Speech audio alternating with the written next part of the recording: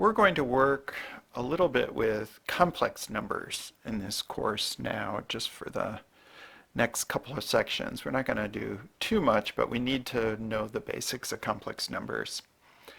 So let's review that on this video. It turns out that it is extremely useful in math to be able to take square roots of negative numbers. We can do this if we introduce a new number that represents the square root of -1. The square root of -1 is usually denoted by the symbol I. So I equals the square root of -1. That's an important fact for us to know. We're going to work with that. Now notice that this means that I squared equals -1. Whenever I squared occurs, it can be replaced with -1. And any higher power of I can be simplified. So notice that I cubed equals I squared times I, which is -1 times I, or negative I. I to the fourth is I squared times I squared. Each one of those is -1, so -1 times -1 is +1. So if you want one piece of pie, you just say, I want I to the fourth piece of pie. Any higher power of I will be simplified. So we never get beyond that I somehow appearing in expressions.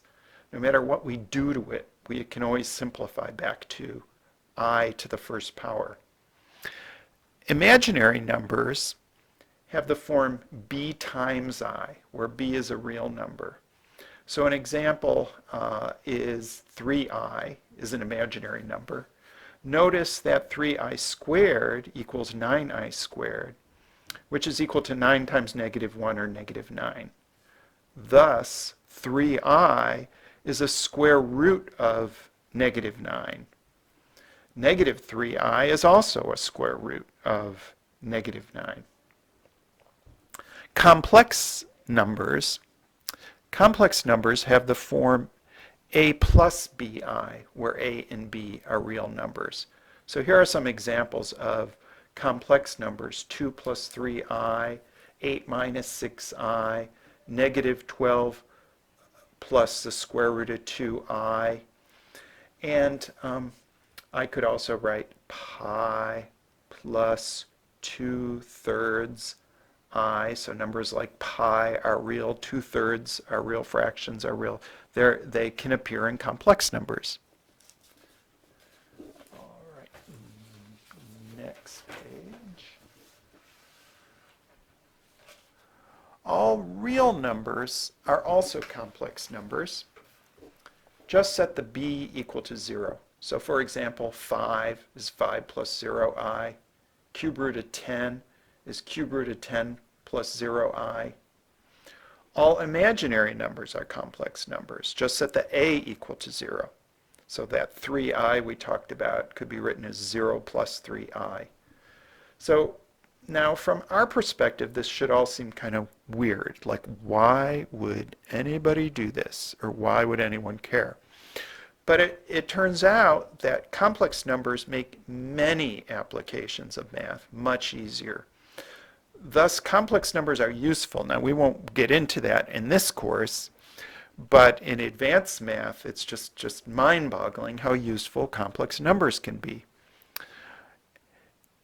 And another fact, it may seem surprising that complex numbers are pretty much the end of it. Experience has shown that only the square root of -1 needs to be added to the real numbers to address modern mathematical problems. So there aren't like numbers beyond complex numbers that like really complex numbers are pretty much it. Now we are going to have to, one thing we're going to talk about are complex zeros of polynomials. That's really why we're bringing this up right now. So we will see that a complex number like 2 plus 3i can be a zero of a polynomial function. That means if you evaluate the function at 2 plus 3i, you get 0. The output or y value would be 0. Also, in that case, x minus 2 plus 3i in square brackets is going to be a factor of the polynomial, which that's going to be sort of the scariest looking thing that we're going to see about complex numbers and all of this.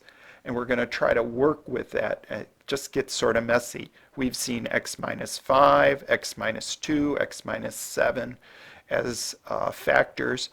When you have a complex zero, it's x minus that entire complex number that's a factor. And then one last thing I want to say, I kind of mentioned this at the beginning, we want to be able to work with square roots of negative real numbers. So it's good to have a bit of a rule to apply here to simplify. A square root of a negative number can always be written as I times the square root of a positive number. So square root of negative 5 is equal to I times the square root of 5. And if it helps you remember that, you can kind of think of it as I is the square root of negative 1, and there's the square root of 5. So it kind of makes sense that that product, I times the square root of 5, is the square root of negative 5. Sometimes these will simplify, so just another little example here. The square root of minus 4 is I times the square root of 4, which is I times 2. And we usually write the 2 in front. In that case, we would write that as 2i. So just two, that's kind of the typical kind of simplification we might see along the way over the next couple of weeks. And that's it for our introduction to complex numbers.